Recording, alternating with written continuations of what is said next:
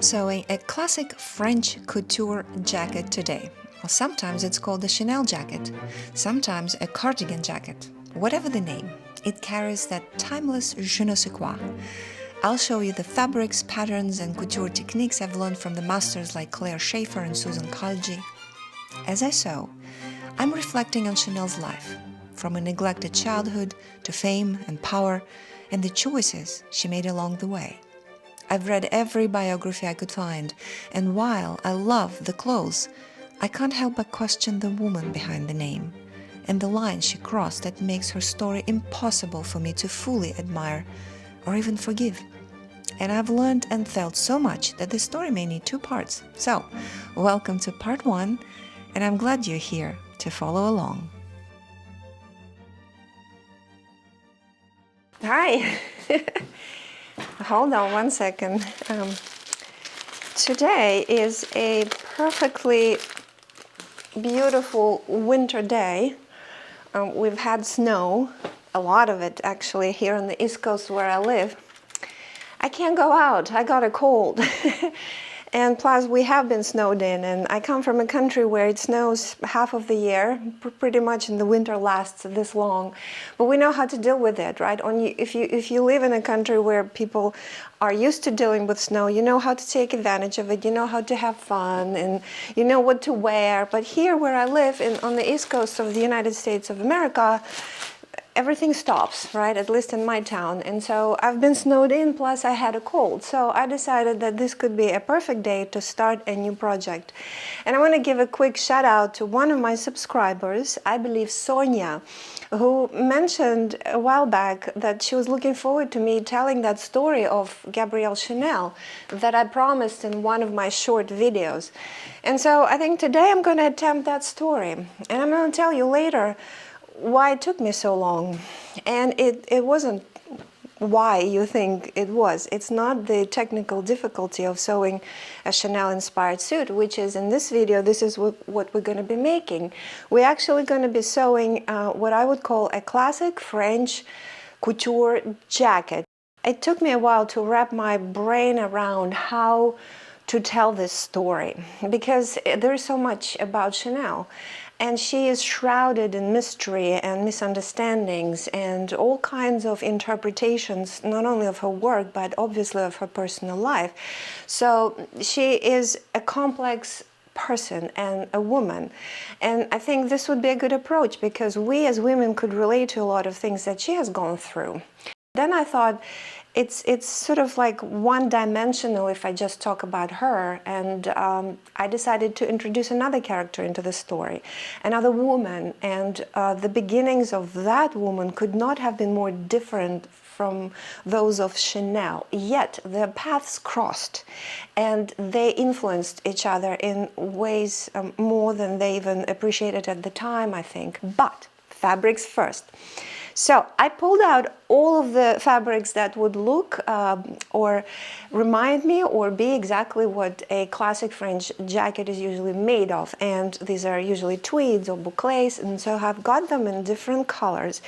And the challenge that I'm running in is this. I always wanted to make a white jacket, so I've got two options here. I've got this very simple fabric. It's very, very lightweight. It almost feels like a knit, which is great, right, for something like that. But it's plain, so I thought that it will look great with some of the trims. For example, this one I had for a very long time that already has a chain inside, right? And I think together they will look extremely, extremely beautiful, right? And if you combine this with the buttons, so this would be nice. So this was my first thought to do. But then I wanted to introduce what usually in making those jackets makes them really interesting is the lining. And I love playing with lining. So, and as you know, if I have a really good wool boucle, 100%, I want to line this with something natural and beautiful. And so I thought, okay, I will just go crazy and line it with one of the most beautiful silk charmeuses that I've owned. But then I realized that if I use this as a lining, it will absolutely show through. Classic French couture jacket is constructed completely different. That's what makes it unique. And it is not difficult to make. And if you look at Chanel's jackets, they are extremely simple. And that's really most of Chanel's designs, especially earlier ones, were extremely simple. And so it's a boxy silhouette. It has no collar, right? No lapels to worry about, no welt pockets or anything very complicated. Usually it has buttons, or sometimes it just the two sides a button. There are no buttons, they're just hooks. And then there are patch pockets, right?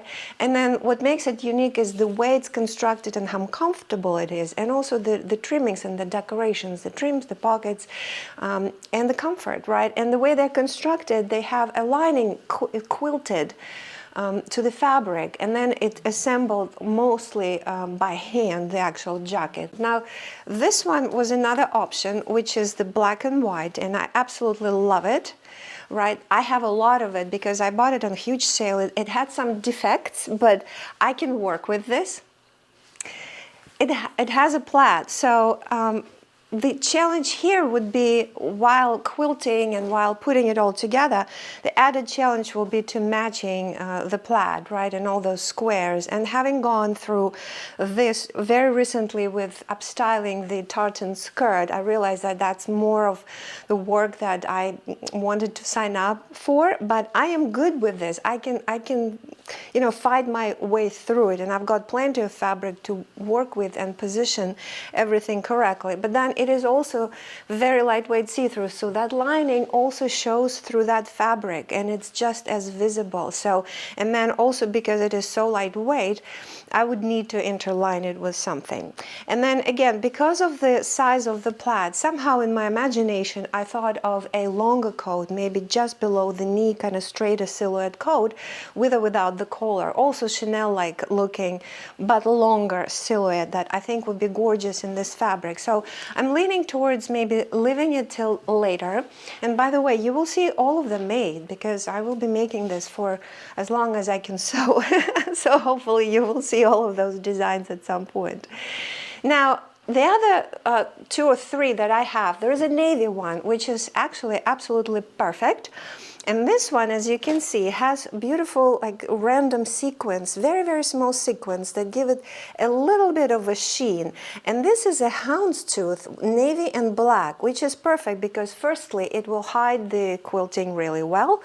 Then also, when I do match, because this still the houndstooth and the pattern will need to be matched, but I can match it, right, much more, much easier than if I were to match the big plaid or the black and white, so obvious and so, like, so visible.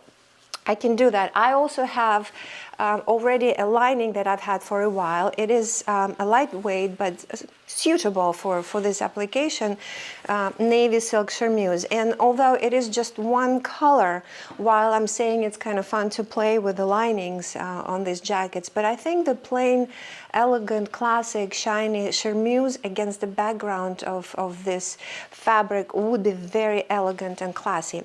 I think this would be a very good one. God, what a mess I'm making here out of all of these fabrics. I promise I will put them nicely away.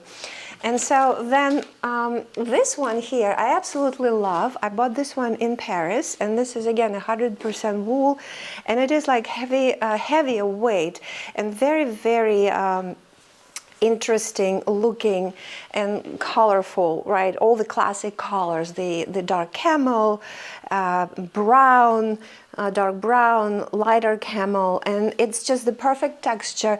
So that is a possibility, but I don't know, maybe I am looking at this in the wrong way, but I always thought that a poncho style jacket made out of this with like a standing collar would be a really cool way to go. And again, first time trying this technique and making a garment like that with quilted lining and using all the couture techniques. And so you're going to be the witness either of a success or a failure. But I figured that, you know, this is part of the game that we call life. So let's get to it. There is a town in western Loire Valley called Saumur. Perched above the river, surrounded by vineyards and ancient limestone caves, its skyline dominated by a medieval chateau. Here, on August 19, 1883, a girl was born to a young couple. She would be named Gabrielle, and her godmother would give her the middle name Bonheur, meaning joy and happiness. Her father, a traveling peddler, was absent most of the time. Her mother worked tirelessly to care for 6 children, but she couldn't bear the burden alone and died when Gabrielle was 11. The father was a myth, a phantom, an unattainable dream, a hero who might one day come to save them. And he did return briefly and made a choice to send the boys to work on nearby farms and took the girls to a remote convent in Aubazine, far from the life they had known, and abandoned them. For Gabrielle, childhood ended abruptly. Far too early she learned that love is fleeting, that families are fragile, that a hero can betray you, and that as a girl your choices were limited, bound by strict order, obedience, chores, and silence. And the black and white world, bonheur, never again appeared in her name. Half a world away, in St. Petersburg, another girl was born on June 17, 1890, into the Romanov family. She would be Christian Maria, daughter of Grand Duke Pavel Alexandrovich of Russia and Princess Alexandra of Greece and Denmark, and would one day become a Grand Duchess herself. Palaces, royal jewels, immaculate gardens with fountains and gilded statues, and a choreographed court life surrounded her. Yet, despite the world of privilege, Maria's childhood was marked by loss and restriction. Her mother died when she was a toddler, and her father, consumed by royal duty and personal affairs, was largely absent. She grew up with cool and detached relatives and nannies, amid strict rules and expectations, learning that wealth and power could not guarantee love or security. Even in splendor, the choices available to her as a young woman were not her own. Despite the distance between their beginnings, both girls carried these formative experiences into their lives, crafting identities that were as disciplined and independent as they were nuanced and haunted. Lives shaped as much by the paths denied to them, by the choices they couldn't make, as by what they would eventually create for themselves.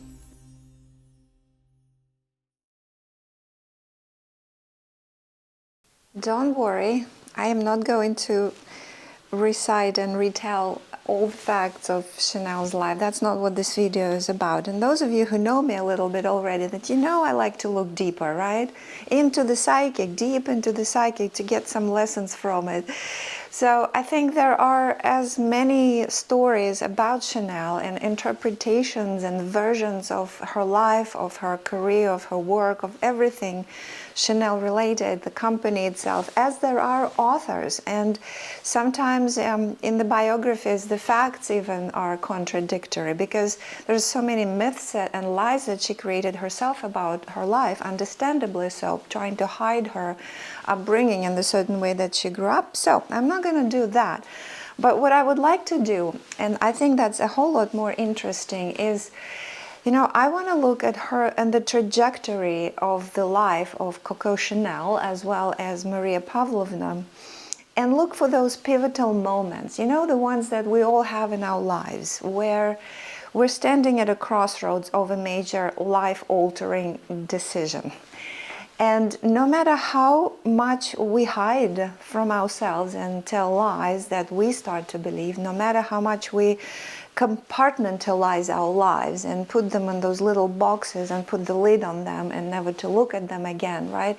In those crucial, pivotal moments, and I'm speaking from my own experience, your true self will come out, right? You can't control it, it will come out, and you will show your true colors and true nature of who you are deep inside, that's rooted in how you grew up and choices that were made for you and how it formed you. For my jacket, I am using a beautiful pattern by a wonderful woman who sadly passed away in January last year.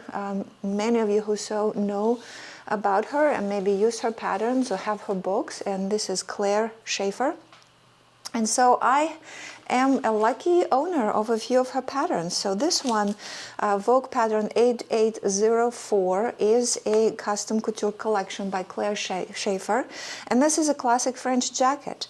And in the images here you can see this has a center seam in the back, right? This is a gorgeous three-piece sleeve, which is really what makes those jackets also couture and stand out. The sleeves are usually three pieces or at least two pieces, right? Not just the basic one-piece sleeve, and that's what allows for beautiful tailoring. This also has princess seams that go all the way to the shoulder, and they're only showing in the front, right? And you can see the stitching line. So I decided that because I'm going to have the princess seams, then the stitching line, the quilting lines of my lining will probably follow the shape and the curve of the princess seam. This is a bit more of a boxy style, but also has nice shaping. What's interesting, this jacket does not have side seams, right? And the way it is constructed is very different. You, by the way, can find a tutorial of how to make this particular pattern with wonderful details of the pockets and the trims and the full construction, which is done by hand. For the most part. This version has buttons, but she also has a version where that she made for herself that only has the two sides a butting, and it has just the trim on both sides, and you can add closure by adding hooks or just leave it open, which that's what she has. This has 7/8 sleeve length. I might extend mine because I would like to have that with a full length, and I am leaning towards making mine without the buttons, but that's still a decision to make. I wanted to share with you another incredible pattern that I have, and the name that you should know, and this is Susan Khalje. And if you don't know Susan, she has her own couture sewing school, and you could take her classes in person because she does it in different locations or online, and which is what I did. Her pattern is quite interesting. Again, her design here does not have buttons. It's got two sides a butting, and that's what gave me the idea. She does the hooks. I kind of rather like this look because then it plays with the trims on both sides that they come together beautifully. This is a much more shaped jacket, and her princess seams also go all the way through the shoulders, and they are on the front and on the back. She uses the center seam on the top of the sleeve, which is quite interesting, but it allows for a lot of flexibility when you are fitting the sleeve, because the sleeve is one of those difficult elements that people struggle with sometimes. And for example, when you're trying to set the sleeve in, there's usually excess fabric, and in traditional sewing, in most patterns, they would say to ease. You would do the couple rows of stitches and you would gather it up and ease it a little bit, or pre-shrink it with the steam and all this stuff, other techniques. But Susan's design allows you to also manipulate this seam, which is much nicer, so you don't have to deal with a lot of that bulk, right? And you can like take this in. And so very beautifully tailored. And Susan's class also shows in every single detail of how to construct, and a lot of work is obviously done by hand, like all the finishes are done by hand. My very first thought is that sewing the couture way at home, although exciting and interesting and exhilarating and challenging and all of the above, but I feel like it is really rather wasteful. Let me explain. I think the way this garments, this jacket specifically, is cut out in both in Susan's class and pattern, as well as in Claire Shaeffer's pattern and class, is that you don't really use the seam allowances that are given to you in the commercial patterns. Like this comes with 5/8 of an inch traditionally, right? And normally you put it on, you cut the pieces, you would probably use your size, make adjustments, but then you cut it out, and so it's quite precise, so you can manipulate the fabric and use it to the maximum. Here in couture, you remove the seam allowances, right? And that's what I did. I cut out all of these pieces of pattern pieces, and then I removed all the allowances, and I'm putting them on the fashion side of the fabric, on actual rectangles. I'm following Claire's directions here, right? And I'm intrigued by that because I think it makes sense. So you put your piece, in this case I have my back, and then you trace it, right? And here, let me show you how I'm doing this while I'm talking about it. So you trace them very carefully by hand with a thread, and you transfer all the markings, everything that's important. And in this case, there will be stitching lines, there will be all the notches where pieces connect, and center seams, the grain line, everything needs to go on. And then you cut them out roughly. In this case, I already have rectangles, and I will be working with rectangles, as my next step will be the quilting itself. And I do agree that it is easier to quilt because that way a rectangle holds its shape better, and it holds the grain a whole lot better, and it's easy because after I trace all this important information, I will put another rectangle on top of this, and this will be my interlining for the fronts, because the fronts carry a lot of weight. There is a trim, right? There is stitching, there is potentially buttons, so it needs some support. And so I'm putting a layer of interfacing, and I'm basing it in place to hold it in place nicely to make sure it doesn't shift.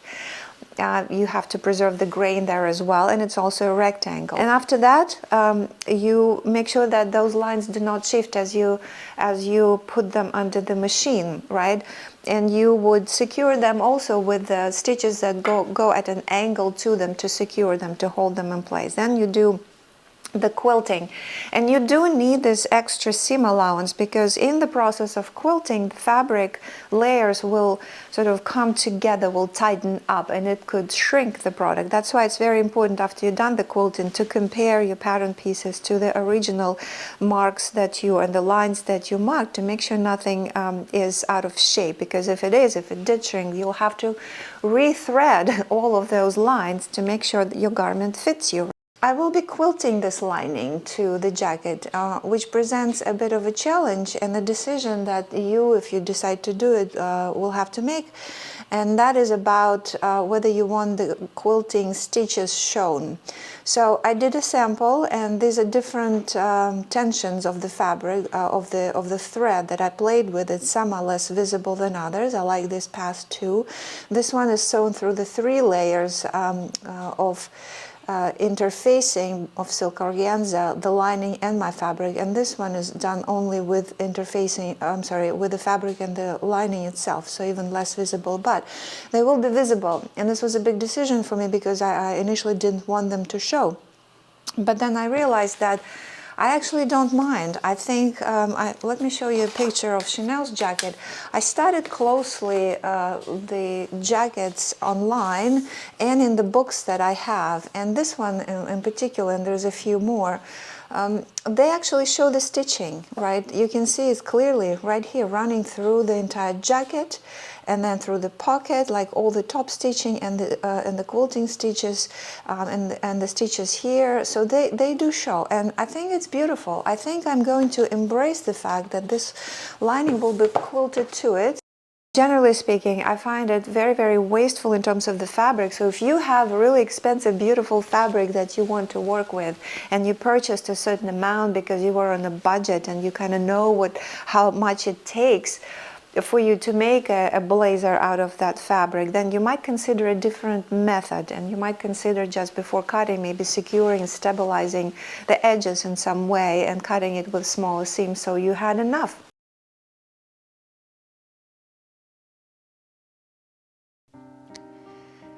Nothing lasts forever, even though it feels that way when we're children. Childhood gives way to adolescence, and womanhood came very early for both girls. Around 18, Gabrielle left the convent and settled in Moulins, working as a seamstress and singing in a local cafe. She wasn't especially good at either, but it gave her a living and access to a social world she had never known, surrounded by other young women like herself and the dashing officers stationed in town. She was quickly swept into the life of one of them, Etienne Balzan, and became his mistress. For the first time, she tasted what money could offer: elegant society, dress code, refined manners, horses, and lavish parties. At the same age, Maria's fate was no different. While Coco became a mistress to survive, Maria's destiny, though outwardly more privileged, was also shaped by circumstance. Her aunt, with the blessing of Tsar Nicholas II, married her off to a Swedish prince and sent her away, both to relieve herself of responsibility and to serve the state by strengthening international ties. And so began the first adult chapters of their lives. Balsan opened the door to the world Gabrielle desired and showed her just how much she didn't yet belong. Uneducated, almost illiterate, unmannered, with no clear talents or skills, she entered a kind of a private school under his protection, the school of becoming a lady in a world she would one day conquer. She learned how to speak, to dress, to ride horses, to impress, to entertain, and to seduce. She learned that what she valued the most was her freedom, and now she knew how the world worked to get what she wanted. Maria's marriage, meanwhile, was a disaster. The foreign country, the unbearable court rules, the loveless relationship, even the birth of a child could not soften her loneliness. Homesick and isolated, Maria spent her days studying art and crafts at the Royal Swedish Academy, skills that would later save her and many others in Paris. Like Coco, Maria wanted freedom, and she did the unthinkable. She demanded a divorce. And the unthinkable happened. The Swedish court granted it under one condition. She had to surrender her son. By law, he belonged to the state. She had to choose. Coco left Balsan and ran off with Arthur Capel, the wealthy English aristocrat believed to be one and only true love of her life. Maria returned to Russia and had to leave her son behind. From this point on, both women would spend their lives in pursuit of the same thing: freedom. Freedom from dependence, from imposed roles, from the limits placed on women of their time. They would witness global upheavals, World War I and the Russian Revolution, and be reshaped by them. When they finally meet in Paris in 1921, their paths cross at a dramatic turning point. One has built a fortune and secured her place among the elite that she once stood outside of, on the verge of becoming fashion royalty and an icon. The other has lost everything: her title, her fortune, her homeland and her identity. Another child to illness and many family members to Bolshevik assassinations. By the time they meet, the world has turned upside down and the tables have turned.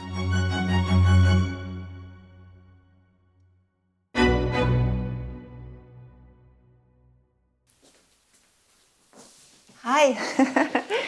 You know how I like to come in and talk to you live, as I say. I like to take myself outside of the story that I'm telling and outside of the project that I'm working on and just talk to you in the moment. I'm going to leave the characters of the story, Gabrielle and Maria, here in the 1920s. This is a very important decade to both of them as women and as business women, creatives. I'm not going to give anything away, but they not only just met, the paths not just crossed, but they spent a good amount of time working together. And the 1920s for the Chanel house were extremely important. They're known as the Russian period officially in the history of the house of Chanel. And that is not by chance. There were a lot of Russian immigrants who fled the country that I once called home myself, after the revolution, and eventually many of them settled in the European cities, and Paris was one of them. And there was a pretty large community of very talented, creative women who Chanel employed or collaborated with. So that is the story. So in the 1920s, as you may know very well, the Chanel No. 5, the perfume that made Chanel famous globally, became available, right? Her black dress came out for the first time, the Ford dress, so to speak. Her house was taken to the next level, to the what we might call the couture level, and there was an influence of those Russian immigrants there that I will describe to you, explain to you. The famous pearls, there is a story behind there too, associated as well with the Russian presence there. And you know, you also know Chanel dated Dmitry, the brother of Maria Pavlovna. I'm giving away too many details, so this is for part 2. And I apologize because I intended to tell the whole story and to complete the jacket in one video, 30 minutes, but there's just no way I can fit everything that I know and everything that I felt into a 30-minute video. Plus I need to finish the jacket. Every bit is assembled. Every part of it is prepared, and in the couture sewing, as I learned, the most time is dedicated to preparing the pieces of the garment for the assembly. So everything is interfaced, interlined where necessary, everything is quilted, everything is already has its lining piece attached to it, so now the assembly will happen in part 2. And I have a little surprise as well. You know, I realized that if I don't use the remnants of that fabric, that might never get used. And I'm trying to be mindful and respectful to the fact that I have those fabrics already. So I decided to make a skirt. Very simple, but yet I think complementary to the jacket, so that I had a full suit. Hopefully I can get that done and you'll have the full reveal of the entire suit. I wasn't lying when I said that I read all of the biographies I could find about Chanel. Many years ago, I had a fascination with Chanel, with the clothing, with her as a character, as a woman.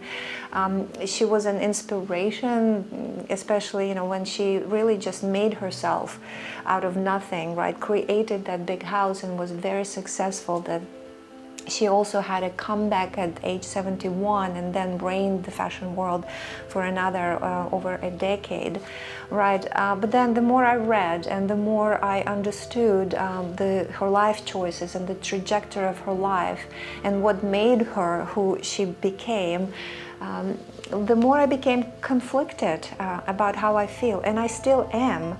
And I will share with you why, and I think it's important for me to tell you why. And that is why it took me so long to really wrap my brain around how to tell that story, but I finally am doing that. So in part 2, there will be a continuation of both of their lives and a lot of interesting facts, as well as the reveal of the jacket.